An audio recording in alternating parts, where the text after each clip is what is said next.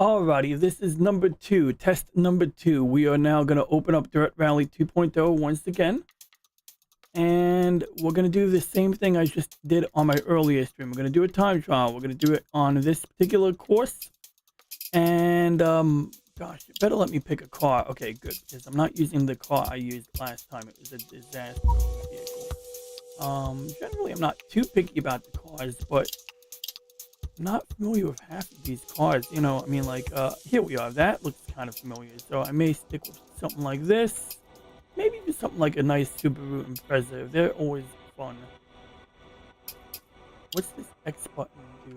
Delivery. Oh, I see. Okay. Well, I can do that, or I can do a car that I'm already accustomed to driving. I just want to make sure that, you know, I can see what I'm doing. You know, that I can see the quality. So, okay, we're talking about 310 horsepower here.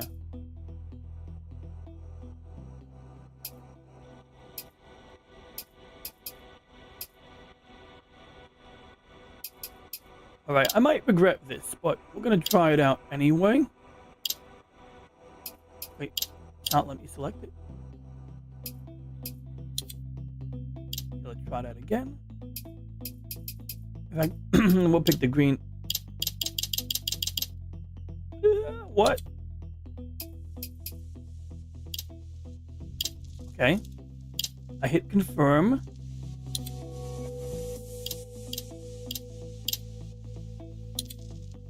I'm very confused here.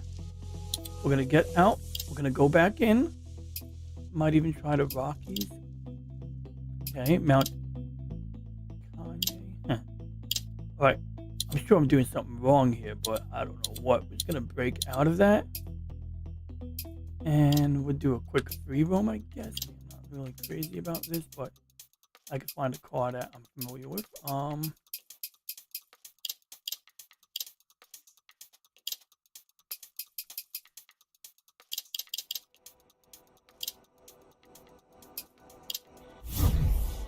Okay, so I don't know why the other one wasn't loading, but we can always go out and back in if we find this to be something we want to test. Now, before I do that, I'm going to just Alt Tab out of the game because I'm going to do what I did earlier. I'm going to go straight to my own YouTube video and see what happens here.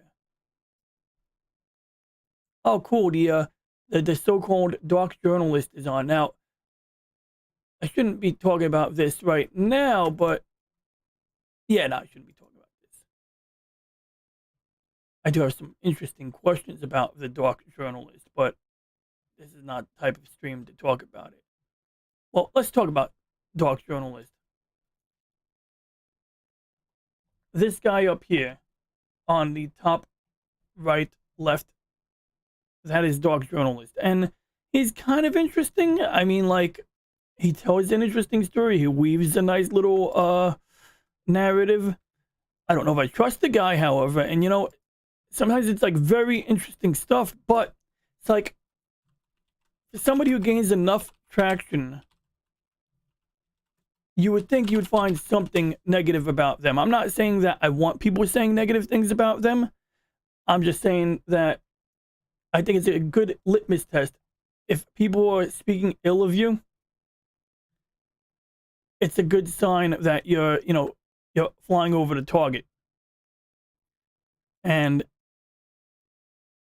interestingly, somebody might have had a little spate with him on Twitter, so we might get some answers today. Let's see here. Responding to Breitbart News, he says NASA debunked something. What did Breitbart tweet? Seriously, I mean, where's the original tweet? Oh. 2020 keeps getting better and better with a pandemic, an intense election season, and now an asteroid headed towards Earth the day before the election. Asteroid headed towards Earth the day before the election day. Okay, so this is an old article, and it was quickly debunked. And then, you know, of course, there's always people who just outright don't trust NASA, period. I'm not saying they are the arbiters of truth. I'm just saying that I don't doubt the moon landing like many others might. But Yeah, I don't even know. I thought I was going to see something helpful here. So, okay. So, I don't know. I mean, like, no real conversation here. They're talking about NASA and whatnot, but they're not really arguing. And here's another one: the CIA forced alien invasion psychological operation, basically, or okay, where's the detractors? Where are the comments of people who disagree with his hypothesis? Surely there are people out there, especially when he says something favorable about Trump. I'm not saying that everyone who favors Trump should be hated upon. However, that seemed to be the standard for the past 2 years. So when I don't see people hating on somebody who speaks somewhat favorably, and I'm not saying he's not really a Trump guy, but I would expect somebody to come out of the woodwork to bitch and moan about him. And maybe it's because of the esoteric nature of what he talks about. And basically his thesis, what Dark Journalist claims or believes or tries to make case for, is that the the aerospace wing of the military industrial complex assassinated JFK. That's his shtick. That's one of the things he covers. That there are things under the Bermuda Triangle, which he refers to as the hot zone, the area between the Gulf of Mexico and the Bermuda Triangle. And that there are pyramids and all of this cool stuff under the water. And that if you work for some company that does underground mapping, underwater mapping, and you see these pyramids, you are beholden to a non-disclosure agreement to not disclose those facts. And of course, same thing with the military. You get court-martialed if you make these observations and you report them. And it sounds all great and sensational. I mean, it sounds like really like some good coast-to-coast AM type stuff, the type of thing you listen to at 2 a.m. when you want to get into a deep, haze and, just be in this imaginary state. But I don't see any sources, I mean, I got some hashtags. I got a website where I can give the guy some freaking money. Maybe the Telegram group will have something of benefit. More likely, it's probably just going to be the echo chamber where people copy and paste links to bullshit or things that they believe that may or may not be BS, but there's not going to be that, challenge. I think that you need to have a challenge to whatever somebody is saying, especially when it's something really cool or sensational. But that is my bottom line. So basically, that is my current opinion of Dog Journalist. I have nothing against him. I just don't trust him. And I mean, his presentation style is very interesting. He likes to either show images on screen, or in this example, he's got a bunch of pictures on paper that he flashes up. So with all this technology, we're going back to holding papers in front of a camera. Okay, maybe that works out better because then his producer or technical director doesn't have to fumble for, buttons and a slideshow. But on the other hand, pictures alone may help the brain make that connection, may help you remember, but it doesn't really solve the, thing like the answer as to where's your source. I want sources, sources, but I want sources, and it doesn't solve that. Now, another guy like James Corbett, he'll do, he'll provide extensive sources. He'll give you a whole web page with piles of sources. But on the other hand, he can get boring after a while, and so this guy makes up for the lack of sources by not being boring, but that's not really good. Yeah, I'm saving this for another video upload, by the way. James Corbett's strength is, providing sources to the point that you can click a link and get a link to everything he said, or a link to the source regarding everything he said in a given episode. On the other hand, when talking about the pandemic and what have you, it's all about Bill Gates when it comes to, Corbett. Not necessarily just Bill Gates, but as much as I might have a hate boner for Bill Gates, he's not the end all to everything.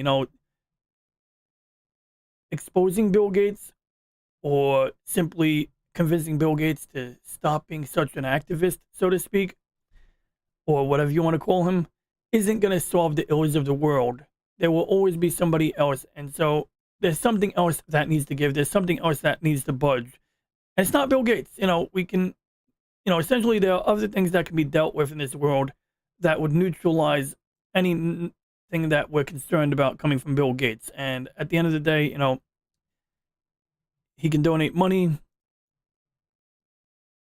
but he's not a policymaker. Granted, that hasn't stopped people with money from dictating policy before, but they always got to go through another person. And it's why, you know, guys like Rudolph Randolph Hearst, or whatever his name is, would back people during elections. You know, they weren't as successful. Some people are not successful as politicians, but the same types of people will be very successful as power brokers, as people who will fund campaigns and what have you. But anyway, let's get back on topic here. So we're doing a stream test. Yeah, we're doing a stream test here. So enough about this guy. This is his website. And sometimes you'll have the same groups of people. Now look, I like Graham Hancock. He seems interesting. He seems somewhat reasonable too. I like him more than that Carlson guy. Nothing wrong with Randall Carlson. I just think that he's more inclined to go for the esoteric. I think it's great this guy provides, you know, all these categories and stuff, but it's like, will signing up for a membership result in me being able to have sources? Because that's what I give a shit about right now. Like, I don't need this, like, echo chamber bullshit where it's like, okay, I could read, I could watch you talk to some lady who you say is the foremost authority on some crap, but it's like, sources, baby. Give me sources. And so with that, my only other issue is that his nickname is DJ, and that's my name. And so every time I'm on his channel and they say DJ, I'm like, yeah, what? It's like, nope, they're talking to him. But I digress. Let's get back on topic here. So I'm going to close that out. What I was actually doing was opening up my own stream. So, you know, we're here. I'm not going to play the audio, but I am going to crank everything up to whatever the maximum is, and I'm going to put it on my tertiary screen so that when we flip into the game, we can see what's going on. And while this loads, I'm going to check if I can still order dinner. So right off the bat, what are you looking at? You're looking at the left side, center side, and now the entirety of my screen. So it's a little hazy. There's a lot of like bright glare on this side of the view. So I'm just gonna go this way real quick, just so we get a clearer picture. And I'm gonna see if the kebab place is still open before I order it, because got a nice healthy order right over here. Oh, they're open for another half hour? No, wait. They close at 9:40. Oh, good, I got time. I can wait a little bit to order. So we got a burger, falafel, sweet potato fries, and meat, which is like, it's like a smoothie. Okay, so now we're gonna proceed. I'm gonna stop recording because I want to make sure my computer's video encoders are not working too hard. And you know, once I get the quality right, then I can work out things like getting the what do you call it, latency down. So yeah, it does get a little blurrier, you know, I mean, maybe I shouldn't be expecting it to look as good. Maybe I shouldn't be expecting it to look as good.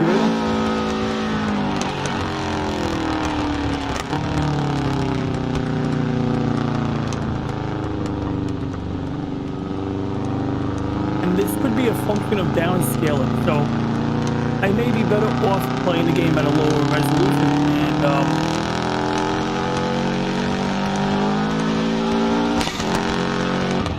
yeah, I might be better off playing at a lower resolution. So let's take a look at the settings menu now and see what options we have at our disposal. Let's see. Options, graphics, 2560, 1920. And can we pick a 21:9 now? What is a 21:9 aspect ratio? Like, maybe I'll just stick with 16:9 for sanity's sake. And the other issue is we're gonna have to do windowed. Oof, that's tough. Let's start with let's just go straight down to low resolution, as much as this pains me to do. Now, if I do it in windowed mode, it's gonna shrink the window, and that may give us subpar performance as well. If I do full screen, it's probably gonna stretch it on my ultra widescreen monitor. Oh, good, it didn't. Okay, good, because that is something I always get OCD about. Now here's the problem. In Open Broadcast Studio, we now have this like small window on the top left corner. So to fix that, I have to Alt Tab out. But the problem is when I do that, now you can see OBS filling up the entire screen. So what I would probably do is take my ultra wide monitor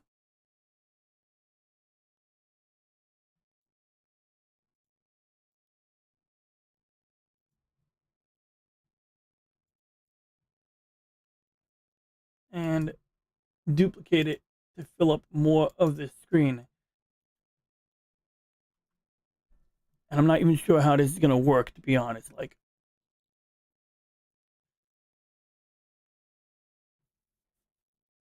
I should make a whole other scene. I should literally duplicate the scene we're on now, and then I have to create a new button for it. But that's really what I should do is MSI 720, we're going to call it.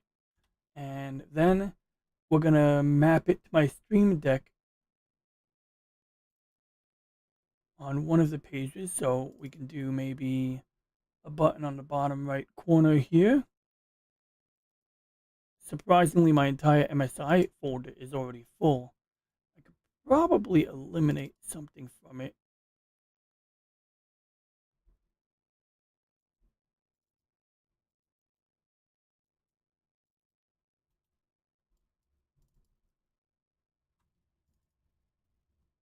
Okay, we're going to do 720. And we need to find the second MSI scene, which should have been listed here.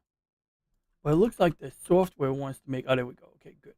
So now we might be able to manage this a little better. So now that I have a duplicate scene, I can go to town and disabling stuff on it, but it also means that things can get weird pretty quickly.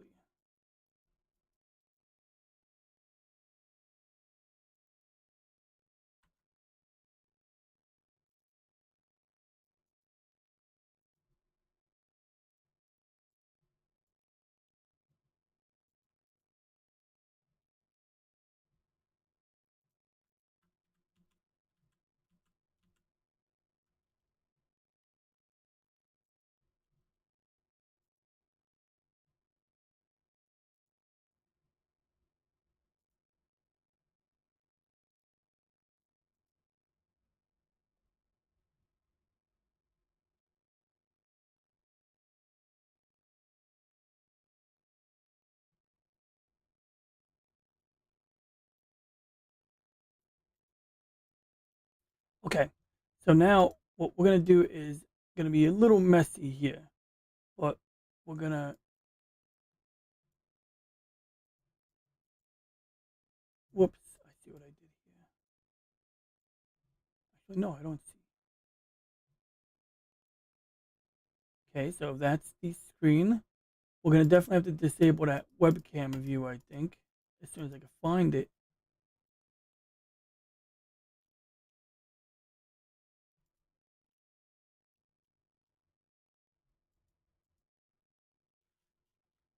Okay, now we're gonna do ultra wide, and this is where it's gonna get real tricky here. So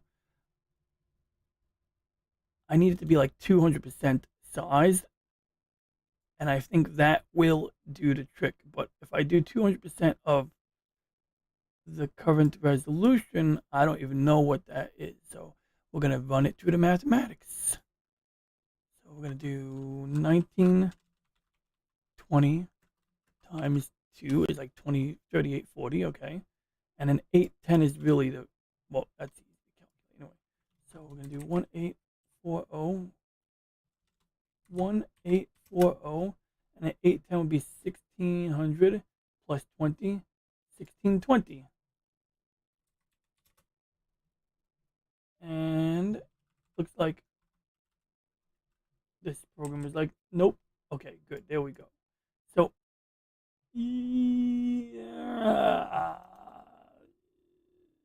What the hell just happened?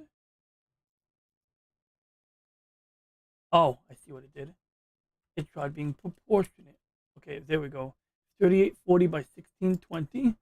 So now, theoretically, when I go back into the game and my screen jumps to 720p, assuming I don't lose the OBS window, there it is. So now the other question is, well, schnitzel. We're going to try it out anyway, but I may have to back out. Oh, wait, I'm not even streaming right now, am I? I think we're still on the second test. Yeah, you know, we're going to keep this one running for long enough to verify my hunch that it's not going to work the way we want it. Then we're going to jump out of it and we're going to try different settings. Okay, now we're playing the game again.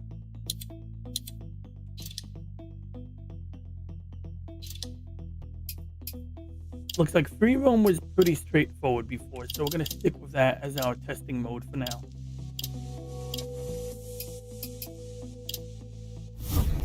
Okay, and it loads nice and quickly. Yeah, I mean, I'm definitely seeing like all kinds of artifacting here. So, I mean, I know it's not supposed to be like super crystal clear, but I mean, there's got to be a way to get it close. Okay, so we spin around the car. Light acceleration.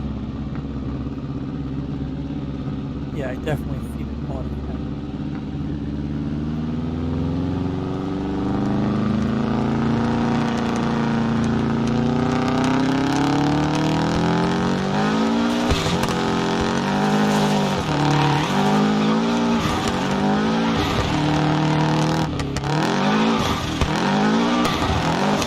There might be some improvement here. It's just not as good as I'd like it to be. So now we're going to do it again.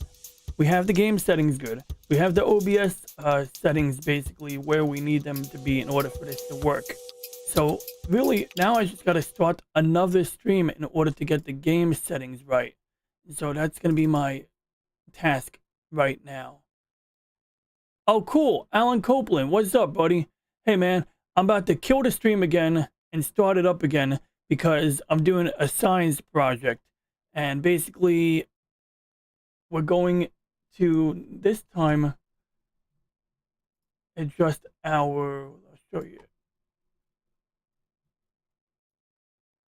This time we're gonna, I'm not even sure, I don't even think I have to rescale the output. I think what I can do is, see, it gets a little murky because, really messes with me here. If I lower the output resolution completely and utterly, the video resolution, OBS is gonna like do some funny stuff. It's gonna resize my webcam. In fact, we can't see my webcam right now, so I better fix that, and then I know exactly what's gonna happen here. So we're gonna first put a webcam. Whoops. Okay, so we got this one here.